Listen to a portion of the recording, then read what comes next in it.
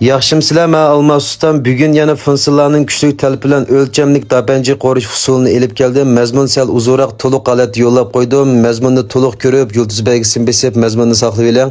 Ketarlik materiallarni pak yuvib tayyor qilib olamiz. Rasmda ko'rsatilgandek materiallarni tayyor qilib olsak bo'ldi. Oldi bilan sanxuanjin tayyor qilib olgandan keyin cho'qimish bo'yan tarafdagi terisini elib o'tamiz. Bu yerda butun bez chiqadi, yemsanglar bo'ladi.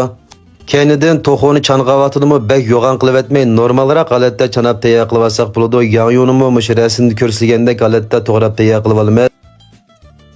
Dapanjiga zanjibilni jiqroq ishlasak o'xshaydi. Rasmda ko'rsatilgandek holatda to'g'rab olamiz. So'ng piyozni mush holatda to'g'rab tayyor qilib olsak bo'ladi. Samsoqni yo'g'roq piyar qilib to'g'rab tayyor qilib olamiz.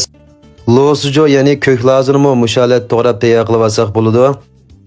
Qozonga sovuq suv quyib olgandan keyin hozirgi to'xlarni cho'qim bir qatim suvdan o'tkazib, suv qaynaydigan vaqtida to'xoni solamiz. Kupukchilar o'rlagandan keyin kupukchilarni paks elib etgandan keyin to'xoni suzib olamiz. Mening qo'rg'unim jo'mpanji bo'lsa to'xoning yarmi, buningga mishta kichik cho'mishda 1,5 cho'mish may 30 gram shakar selib olgandan keyin tekshi qo'chib mishta seriq kupuk o'rlab, oqiga yanaydigan vaqtida to'xoni solamiz. To'xoni selib seriq holatga kelguncha uzunroq qo'rib olamiz.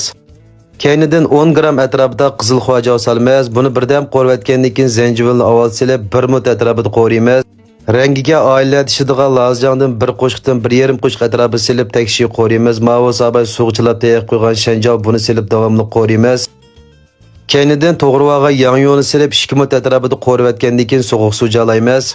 Boshqalarning foydalanib qilish uchun mazmundan ko'plab taqilish uchun haqsiz yurak bilan inkas rayoniga 8 raqamlarni gullarni yo'llab qo'ying. Suvni quyib qaynaydigan vaqtda 1 qo'shq tuz, mavosa o'lchamlik so'qilgan dapanji xallat ishadigan dapanji dorisi buningdan 10 gram solamiz. Vijingdan 1 qo'shq, jijingdan 1 qo'shq solamiz. Sizningmi mushunga o'xshash o'z qo'lim bilan tayyorlagan dapanji dorisiga ehtiyojingiz bo'lsa, pastki seri qaroqqa kirib setib olsanglar bo'ldi. Jo'mpanjiga 10 gram, dapanjiga 15 gram solsizlar, lazji dapanji qurdaq o'rtaq mas keldi. Keynidan qozonning og'zini yepib, normal o'tda 5 minut qaynatamiz. Vaqt to'shqandan keyin tuvoqning og'zini ichib, tayyorlab olgan samsog'ni silib 1 minut atrofida qaynatamiz. Tuz ta'min etib, tuz komboz tuz solamiz. 1 minut qaynatib olgandan keyin so'ng piyoz bilan ko'k qizlazini silib 2 minut atrofida qaynatib olamiz. Oxirida ozroq achchiq suv quyib etgandan keyin taqsiga kelib iste'mol qilsak bo'ldi. Uyini olgan bo'lsangiz qo'llashni missin haqsiz yurak bilan inkas rayoniga 8 raqamlarni yo'llab meni go'njoq qo'ying.